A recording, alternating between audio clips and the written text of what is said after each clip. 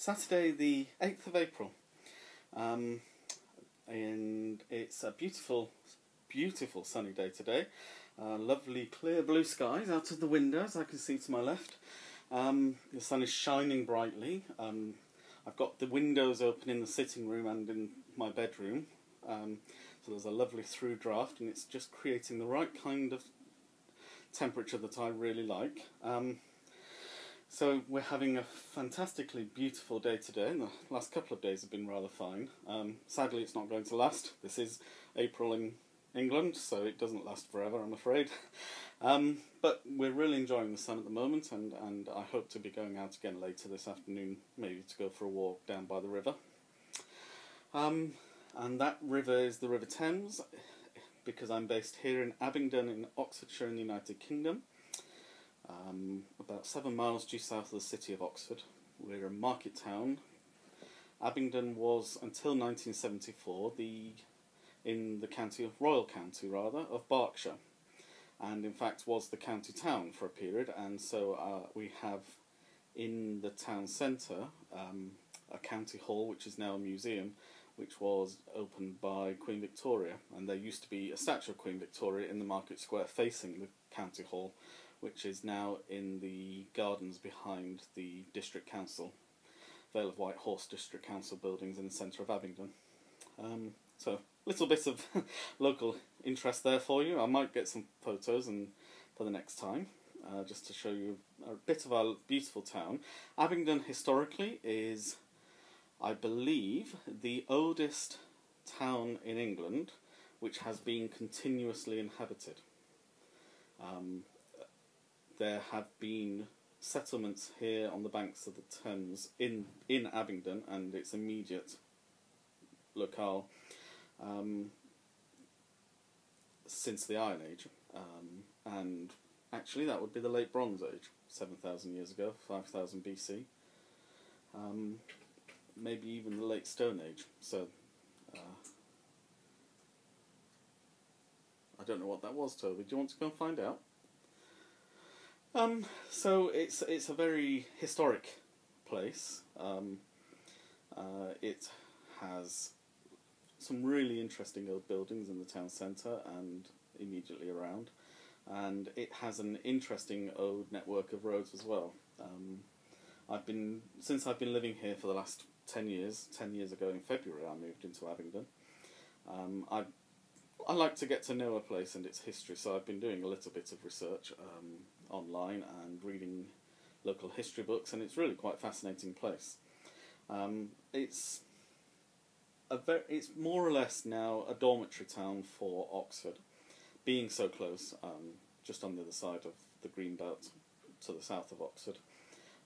It's a very popular place for families to live, especially. There are very good amenities here. Oxford itself is within driving distance and bus distance. So is Didcot, which is another town about 7 miles to the south of Abingdon, where the old power station was, and Reading and Swindon and Milton Keynes are all within easy driving distance on major trunk roads. So it's a very popular place to live. But we're a slight cut above the people in Oxford because we have the good sense to get out of the town. That's what I like to think anyway. So that was a brief discuss into Abingdon.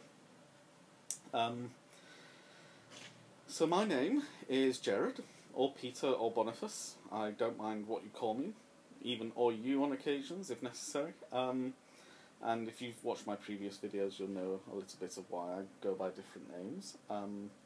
I live in Abingdon but work in Oxford for one of the local bus companies. I've worked there continuously since 2003 and on and off since 2000, so between 13 and 17 years now. And I'm also a school governor at a primary school in Abingdon, a very good primary school. And that takes up quite a bit of my time in the evenings. We have 3 or 4 governors' meetings a month, a term rather, so it's quite busy, but as I say, we have a very good school, very good leadership team, very good teaching staff, very good teaching assistants and support staff, and it really is a very positive place to work. And we're about to expand as well for primary education for 2-year-olds, which is we're just kicking off. We received the funding and we're now just about to kick off the building works to make the existing buildings work better for us for that purpose. This is a fibre arts podcast, very posh, almost pompous term for everything yarn and thread and fabric related. I got into fibre arts by learning to crochet when I was off sick last year for about 6 months from work. And it was very good occupational therapy, and I thoroughly enjoyed learning to crochet. I enjoyed making things, I enjoyed giving things to people, I've enjoyed colours and textures and learning new techniques. I enjoy the regular rhythmic process by which anything is created. And from crochet I've moved on to knitting, and I'm since Christmas I've been learning to knit, and I also have a sewing machine and have done some sewing, but I've also started recently weaving, so I'm very much into the fibre arts as a whole. I'm not inclined at this stage to get into spinning and dyeing. I'm quite happy to use the results of other people's labours, but who knows, in the future that might be another avenue for me to go down. I have 2 finished objects this week, one of which, of course, I don't have with me because I've already given it away as a present. As I've said in one of my previous videos, the odd thing about all the crafts, all the handiworks that I've made, is I don't have a single one of them left. I've given them away. It was a friend's birthday on Friday, yesterday, and so I gave her the triangle wrap that I was making last week, and I think I was one of my works in progress last week. So I'll put a picture in here of the finished item.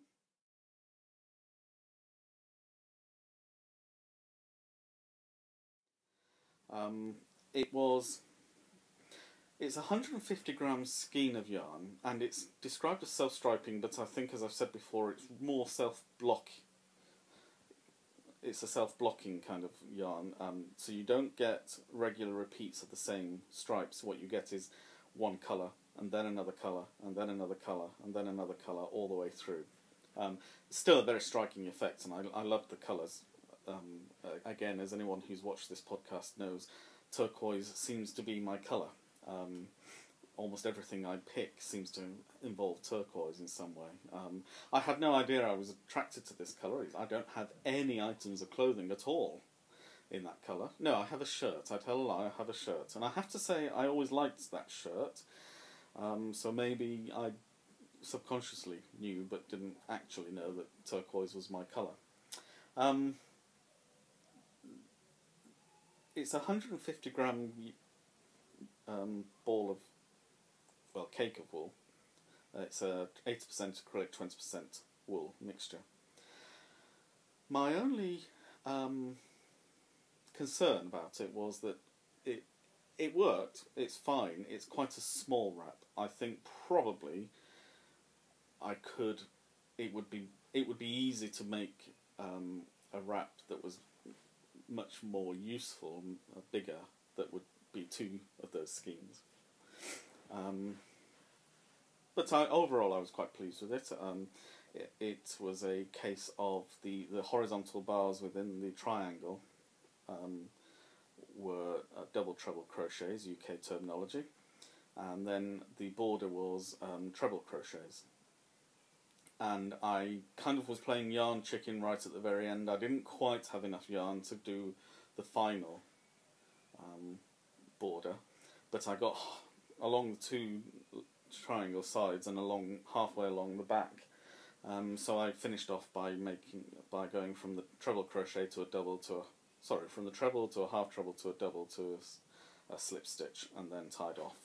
So it kind of glides down on a gradient to the end, so there's no kind of rough stop. This is where I run out of yarn kind of thing. And actually, because of the way that the wrap would be worn, I don't think anybody will notice. Certainly nobody who's seen it so far has noticed.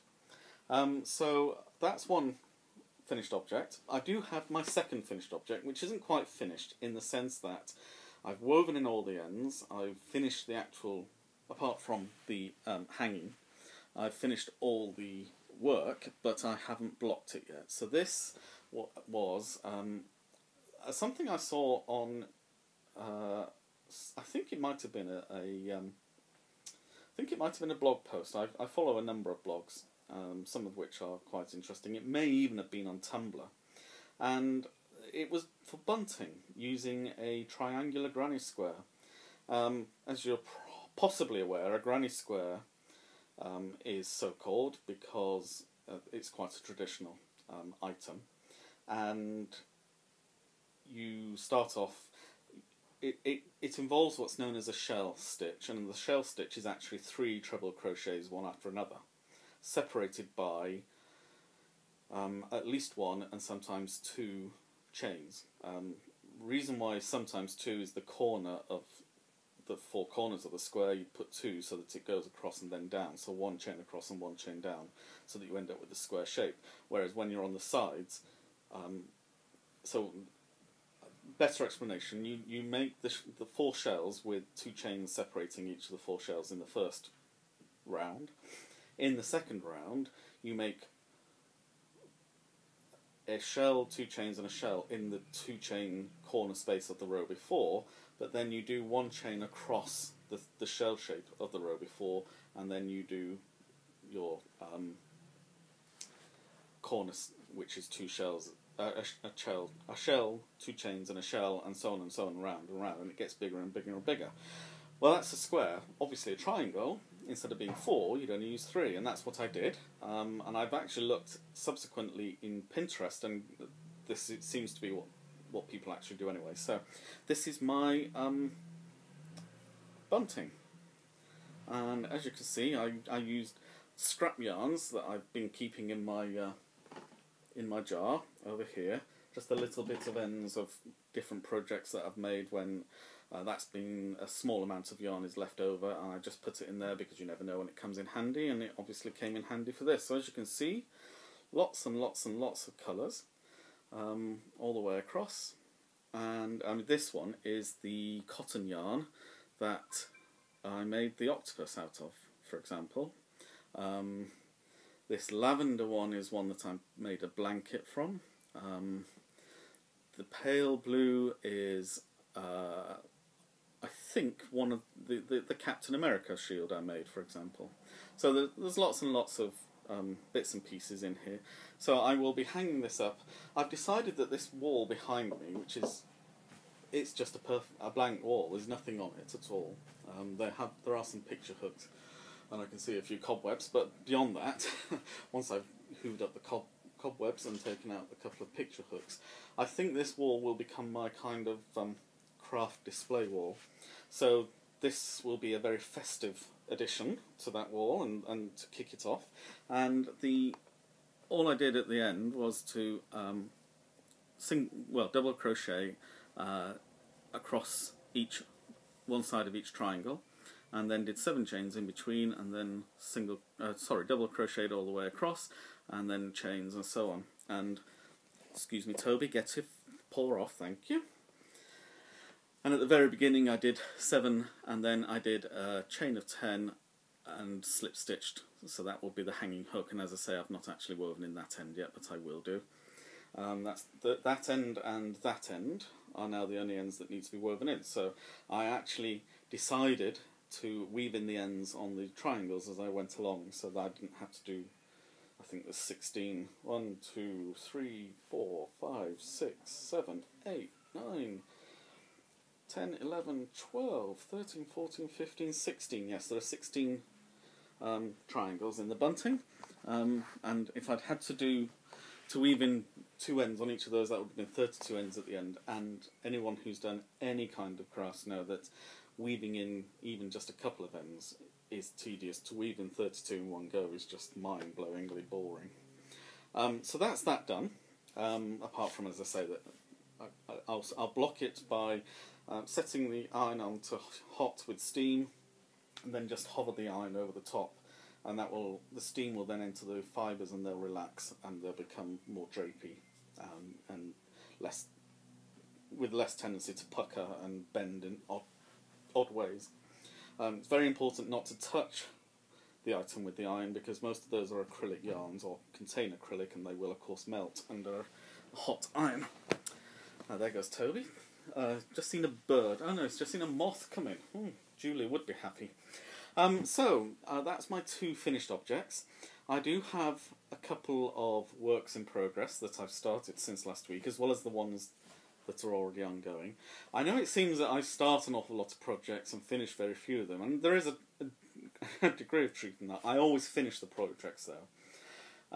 I think what happens is I find something else that I like and I get enthused about it, and it's not that I don't want to do the things I've already started, it's that I want to do this thing now and I want to do this thing now. I'm actually on annual leave now for 16 days. So I've got plenty of time in the next couple of weeks. I'm not going anywhere. So I've actually produced a list of things I want to do and the days on which I want to try and do them, just so that I've got some sense of, if I don't do it that day, then I know it's got to be done another day if I want to bring one of the other things forward. And I'm hoping to get quite a few projects finished, or at least near finished, over the next 2 weeks, which I shall very much enjoy. In a way, it's a bit like spring cleaning. You're possibly aware that Thursday, the 6th of April, was the first day of the financial year. Tax year begins in April. And the reason for that is because in the Middle Ages, the year began on the 25th of March, which is the Feast of the Annunciation of Jesus, 9 months before Jesus' birthday on December the 25th. Makes sense. And it was also, in certain parts of Europe at that time, the vernal equinox, so it's the beginning of spring, new life, and when the calendar changed from the Julian to the Gregorian calendar, so the calendar that Julius Caesar is reputed to have created was slightly out in that it didn't include leap year days, and so every century or so we were running further and further behind where we should be, in terms of, so that there had to occasionally be corrections, or it was just accepted that March could be in the middle of February, for example, at some point, if things had carried on the way they were. And it's all to do with the difference between solar and lunar calendars, and I won't bore you with the details, and believe me, they are very boring details. So Pope Gregory in the 16th century, no, the 17th century, sorry, yes, 1600s, devised a new calendar based on the latest scientific research. But of course, half of Europe by the 17th century wasn't Catholic, half of it was Lutheran or Protestant, as in England or Switzerland, Germany, Norway, Sweden. So the Catholic countries adopted the Gregorian calendar, but the Protestant countries continued with the old Julian calendar. And eventually, during the Age of Reason and the Enlightenment, people realised that not to adopt a better calendar simply because of religious or political objections to the people who invented it was a rather silly idea. And so, during the 18th century, most of the rest of Europe adopted the Gregorian calendar. There were protests when it happened, mostly because people thought that they'd lost 10 days of their lives, because it went from, I think, September the 10th to September the 20th that year, and that was the change, and that was it.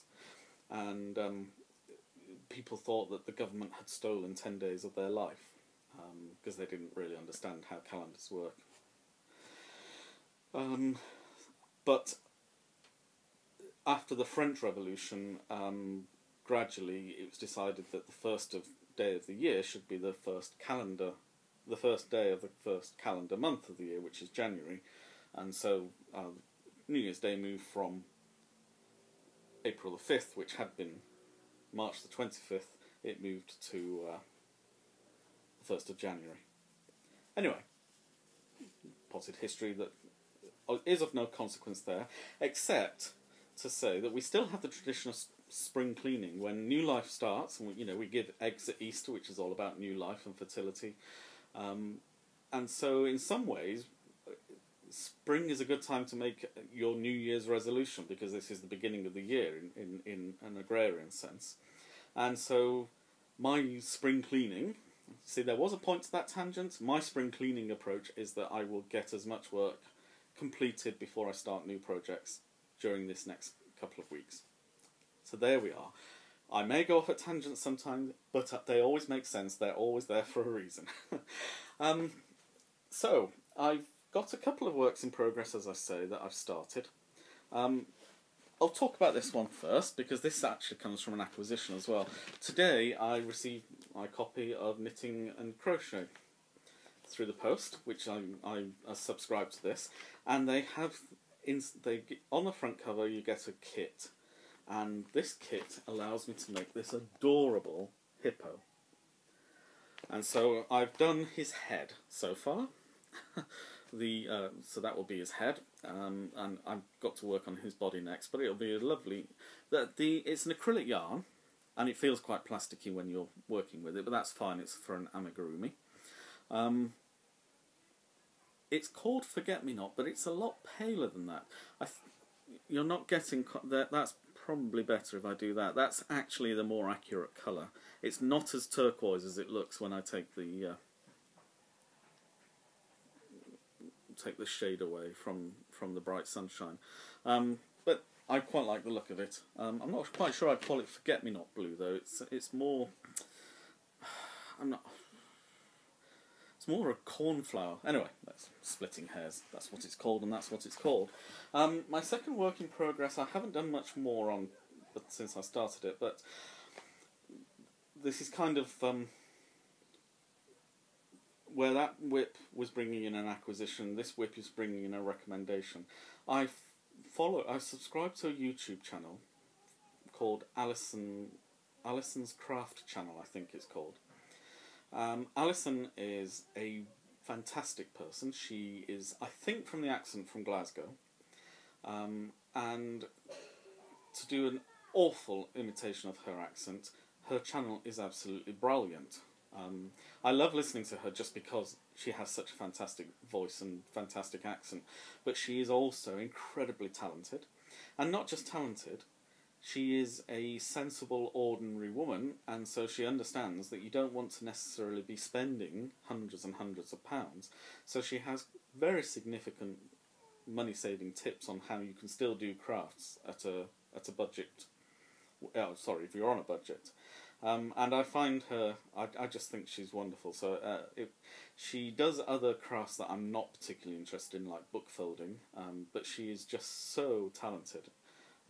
I think she's amazing, and I'd love to see her get a book deal or a TV series, because I just think she's that good. She really is that good, and she's very clear with her instructions, and she's very friendly and chatty.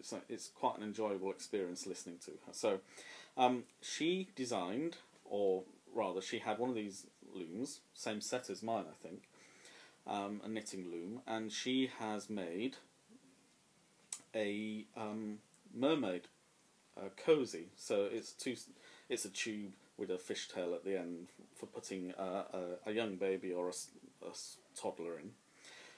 So she actually makes it using a circular loom, but because this hook isn't joined, because we go up to this peg and then back, and then up to this peg and then back and back and back, what you're actually making is a flat panel. When it comes off the loom, it's actually just a flat panel. So you make two panels and then stitch them together.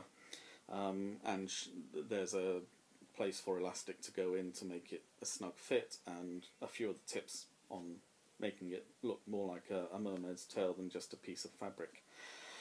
So I'm working on that with my loom kit. It's a very simple process. I'm not quite getting the technique right yet, but I wanted to learn how to do this stuff, and so this is a good project, because my youngest sister and my eldest niece have both announced in the same week, more or less, that they're having a baby in mid-September, about the time of my birthday, and they have been warned. I do not share my birthday with anybody except Sophia Loren, and only because she got there first. But I want to make a few bits and pieces for them. The other work in progress that I started is using another one of the Sirdar balls, and this is the Colorama. So as I said before, this is their 80% acrylic, 20% wool. I don't know what type of wool, it doesn't specify. Wonderful colours. I've knit one block and started a second. So this is a triangular shawl, so it's increasing, as you look at it, it's increasing on this side, which will be your left, my right. So it's going to just end up being a very large triangle when it's finished, with just blocks of colour getting thinner but wider as it goes on. I'm just nearly finished this kind of burgundy maroon colour, and it's about to turn into a brighter purple and then becomes a coral pink. I think we could call it, I'm not sure what colour we'd call that. Orange, it's yellow, well, there is orange, and then there's yellow, and then there's kind of sea green, and then there's the turquoise, as ever, and then it finishes with this grey-brown colour. So I think, they're quite muted tones, but they're going to be interesting. I think last week I showed you my second set of circular needles that I bought in this rather swanky bag with a leatherette case, and inside there were a number of, I've got double pointed needles in different sizes, and then there are the circular needles here. So I'm using those on this, giving them their first go, and I have to say they are fantastic. I mean, considering that the whole set cost me about £10, I am amazed at the quality feel that these have.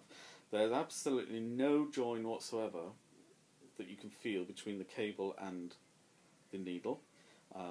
Obviously they're not interchangeables, but this is a kind of, it feels like plastic, but at the same time also feels like a coil of wire, so it may be a plastic coated coil.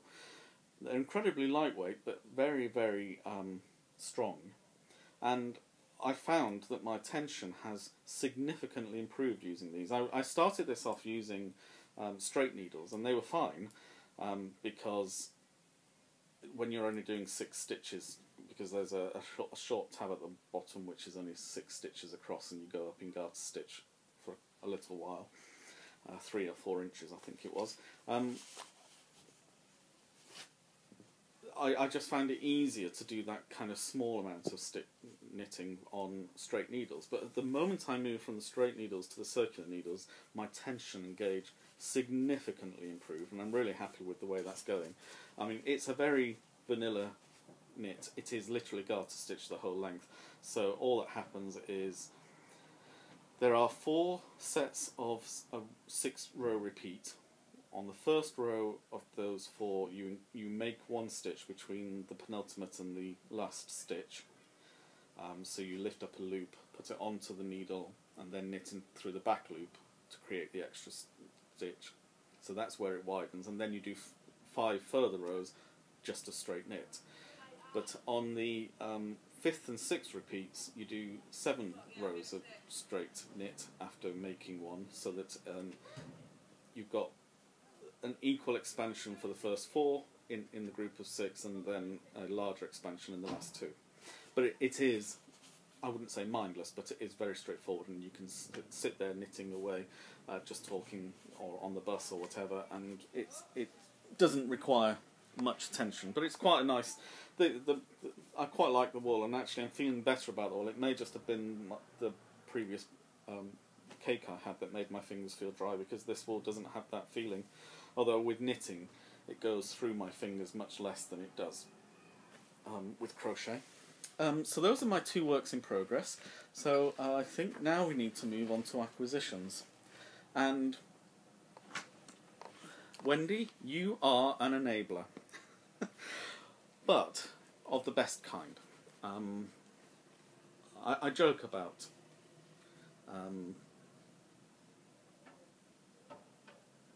the fact that I get new things every week or every other week. But they're all things that I'm going to use, and they're all things that are pleasant to use, and they're all things that are helping me to get better from where I was. And some of them are things I wouldn't think to get. So today I went with Wendy and her husband, Bob, and we went to the range in Reading, nice little outing, and I bought quite a few things which I'm now going to show you. Some at Wendy's suggestion and some just because I like the look of them. Oh, I forgot to mention, my tea today is the cranberry and raspberry, and I'm just going to pour myself a drink because I'm getting a bit dry. All this talking is really not good for me. Just pop that on there. It might be a little hot at the moment, so I'm just going to get some water. Excuse me. Right. So, one of the things I've got is stick and spray. I've seen this used on crafting channel and on YouTube videos. This is a temporary adhesive, so that it will come in very handy, for example, when I'm making the baby's quilts, because I'll have the top cover, the wadding in between, and then the bottom part of the quilt, and to make sure they don't slide around, because I'll be doing quilting stitches using the free walking foot, I can spray this onto the wadding and then stick the material on either side of the wadding, and it will just hold it long enough for me to actually put the stitches through, and it doesn't clog up the needles and so on. This was a very good tip from Wendy. I'm very pleased with this. I hadn't thought to get some, but she's absolutely right, it's an essential thing, so I've got that. And the other thing that she recommended were these pilot pens, which are erasable pens. They're called Friction, I think. Yeah, you can see there, Friction. But importantly, if you apply a high temperature to them, they also disappear. So these will be very useful for drawing on fabric, and then when you iron the fabric afterwards in order to set the stitches and so on, it will also at the same time erase the pen. So that's a useful addition. So I've got three colours: black, blue and red. Excuse me a second, I'm just going to have to go to the door. I don't normally like to do edits on my videos, but that was essential. There was someone at the door. The Amazon man. So I might as well open these and show you my acquisition. I was watching a YouTube video from one of my regulars, and I can't remember who it is now. I can't remember whose video it was I was watching. But she was using, I don't know why they sent it in two boxes, but they did. Maybe it's two different suppliers. So this is Red Heart Crochet Nylon, size 18. And she was making a clutch purse using this. So I got that kind of natural, I mean, if you could call nylon natural, but it's a natural colour. And this one is a black. What are they actually calling the colour? Are they calling it black? Yes, just black. So that's black, and this is natural indeed. So they've just arrived, latest acquisitions. So they're very, very good, very strong. And one of the things that was recommended to go with, so that would be the outside of the kind of clutch handbag. I can't remember who it was. It's very annoying. I can see the person and I can't remember who it was. But the thing that they recommended to go inside the clutch handbag was felt. And so at the range today I saw this pack of 24 felts, A4 more or less I guess, but as you can see in lots of different colours, so that would be very nice. So this would be a lining for the inside of a bag, obviously stitched together, but it's a very simple thing. And I also saw these foam A4 pieces. They're in just two colours, I think. Oh no, three. Sorry. There's a dark orange, a gold, and a yellow. So that's quite nice. And I'll go with any of those. So that's something else. I guess for my hanging on the wall, I saw these, and I've seen these advertised on TV. So instead of using nails, you apply this to the back of whatever it is you want to put onto the wall, and then apply it to the wall, and it's very strong. So we'll see how they go. If they don't work, they don't work, and I just have to go and get some hammers and nails, but thought I'd give them a go. I also, as I say, I wanted some elastic, so I bought some elastic, and this is 20mm, so that's about 3/4 of an inch in old money. And completely random, of course, I saw this lovely little espresso cup and saucer. I do like espresso. Now, this is red and white. There was a black and white cup with a black saucer, and I sorely wanted to pick up the black saucer so that I'd have red, white and black, which are Manchester United's colours. Although red and white are their original colours, black was introduced as a result of the Munich air disaster in 1958. And then we saw this fabric, and aren't these elephants so sweet? I just love them. So I think this has to become some kind of tote bag or project bag. I've got lots of plain fabrics as well, so all different colours, so I'll be able to match up with some colour on one of these elephants. But I just think these are so sweet. And then I saw this box,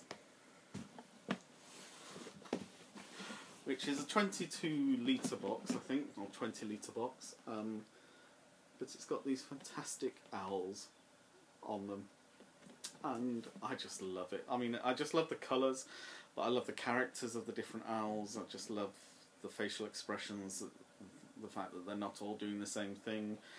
It's just a very sweet box. And in this box I'm keeping my sock yarn, and I bought some more while we were at... This is all acrylic yarn though, so I'm not sure that I'm showing you now is all acrylic yarn, so I'm not sure that it would make good socks, but it'll certainly make... I've got an idea in mind for this, but I'm not quite sure yet. So this is 100 grams of what they're calling smoothie, DK, in... Well, it's kind of turquoise colour, I guess, but what colour do they actually call it? Do they call it a colour? No, they just give it a number. It's very boring just to give colours a number. Oh dear, yeah, absolutely don't know. I'd call it a kind of, well, it's kind of turquoise. It's looking a bit dark. Is that? Ah, that's better. You can see it much more better. It's still not quite the colour that I've got in front of me, but it's not far from it. So I've got a couple of skeins of that, 100 grams. So I think I know what I'm going to be doing with that. And then I saw this and this, and I thought, yes, I've got to have those colours. I think this will probably be a hat, maybe, and this I can see. I mean, I don't know. It's very soft acrylic. I think it probably would make good socks, but we'll see. We'll see. I might make some socks out of that. And then there's these two lovely DK, and I've got a couple of ideas for baby clothes that I want to make. So I think these bright, colourful patterns will go very well with that. So it was only 6 skeins of yarn, he says. Only 6 more. But there we go, that's life, isn't it? But it's this beautiful box they're in, and I've got my other sock yarns that I've bought over the last few weeks in there as well, so that's a very nice little addition to my collection. And then finally, I saw some notebooks. One of the things that I've seen a number of times online, excuse me a second.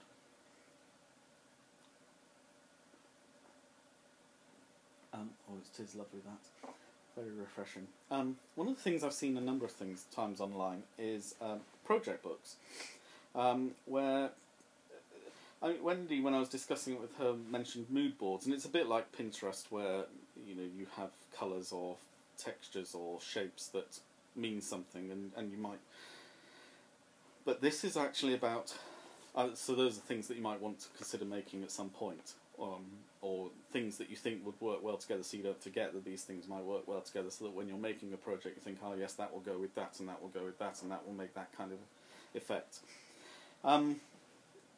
this is more about actually what you've done. So you have a couple of pages where you write the name of the project, who it was for, the name of the pattern that you used, the names of the wools that you used, maybe a small amount of the yarn that went into the project, and any other what modifications you made to the pattern, why you made those modifications, maybe the times that you did it, what you were doing it for, in terms of whether you were wanting to achieve a new technique yourself, like brioche knitting, for example, or my weaving. So I mean, it's a kind of journal of everything you're doing. And I saw this, and I just loved this decoration on the front.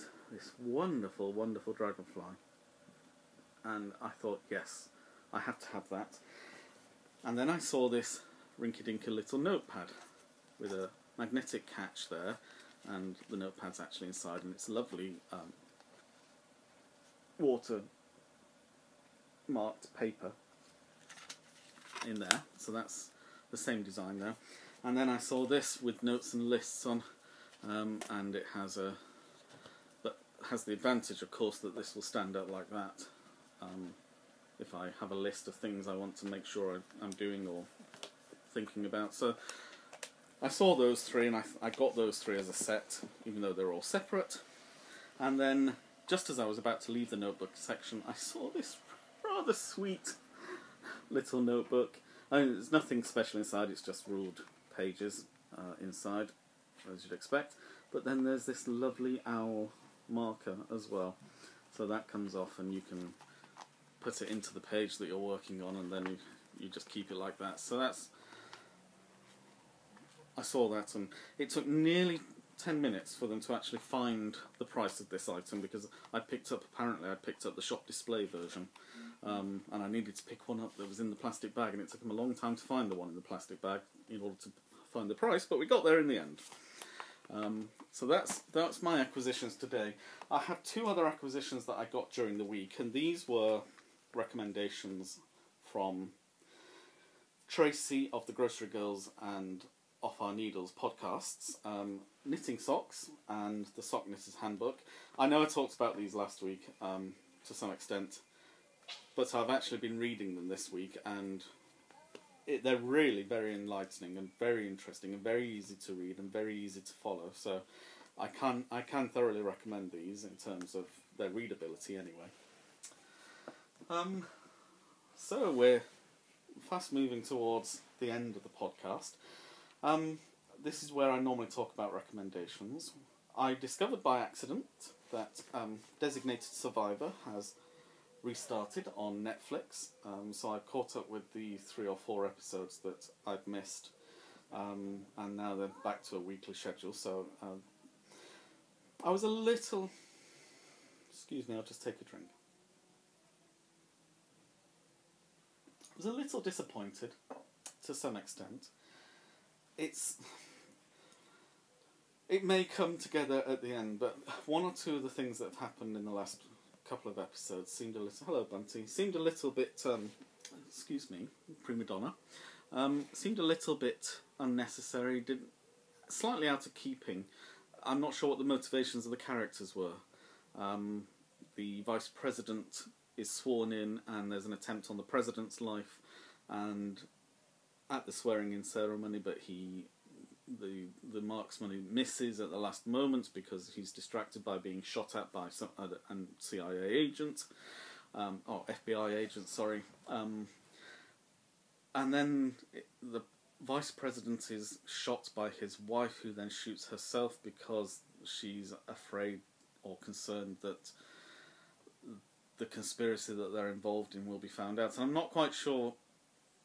There's been nothing so far to suggest the nature of the conspiracy, other than that the Vice President's character was in an army special ops unit that went in with the wrong intelligence information and had a botched mission, and he got his men out, but they were all angry with the government for having sent them in, and so it had this kind of military coup overtone. And if that's the case, it's unclear why his wife would shoot him and then shoot herself rather than be apprehended, as if there is some bigger cause that they're fanatics for. So maybe that will become clearer in future episodes, but it just seemed it left it very unresolved as to why that had happened. So I was a little bit, okay, we'll see where this goes, but it's a good drama. Kiefer Sutherland is a very fine actor, and it's well written and interesting and keeps you on the edge of your seat, so it's good from that point of view. But it would just be interesting to see how they justify these actions. The Walking Dead finished on Monday, and it was again another interesting episode. There was a lot of talk about, and there has been in the last few episodes, about the fact that as a group they are building a future for the sake of Maggie's unborn child, for the sake of Carl, and for the sake of Judith, who are Rick's children. And questioning whether violence was the only way that they could achieve the kind of world that they wanted these children to inherit. Which is, of course, a perfectly valid problem for them to be philosophising about and trying to reconcile having to kill their fellow humans in order for their group to survive in a post-apocalyptic society. And that's not including killing the so-called walkers. This is actually killing living and breathing human beings who are a threat to them and their community. And that was all fascinating. And then there was this climactic confrontation between Rick, who's on the goodies, and Negan, who is the archetypal baddie, and the allies that Rick thought he'd made turned out not to be his allies, and so they double-crossed him, and it was fine, but the first... there was a moment when one of the main characters had died and had revived as a zombie and attacked Negan. And using that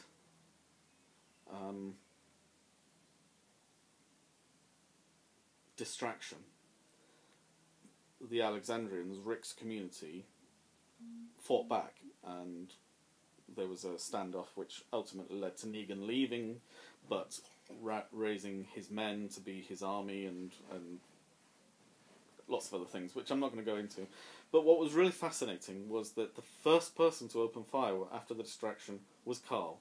So all this philosophising and talk about the kind of carrying out the violence now so that the children now won't have to be violent in the future was kind of blown apart by the fact that one of those children was the first one who opened fire and committed the act of violence. So actually we've left this season pretty much where we were at the beginning of the season, but with maybe a little bit more of the understanding of the motivations of the characters in place. And so this last season, I think, has been very difficult for some people because it has been a character-driven season rather than a community in action season. Although there have been community in action scenes, it's been more about individual characters and why they are and why they want to be who they want to be. So yes, that's finished. Outcast Season 2 started immediately afterwards. I'm just about to... I've got 2 episodes left on Outcast Season 1. I was in 2 minds about Outcast, but I decided to record it and then watch Season 2. I think Philip Glenister is a very good actor. I think all the actors in it are very good actors. I'm just not sure that... I'm smitten by the series at the moment, but we'll see. I'll give it a chance because I think it's important to not just be dismissive and say, oh well, that particular part of this wasn't something that appealed to me, so I'm never going to watch the whole thing ever again. You know, I'm a bit more prepared to give them a break. So next Saturday, Doctor Who returns to our scene, so I shall be a very happy chappy. We have got the Mondasian Cybermen, so these are the Cybermen that were from the planet Mondas, which was Earth's twin planet that left the solar system and came back and was destroying the Earth, and the Cybermen were destroyed instead.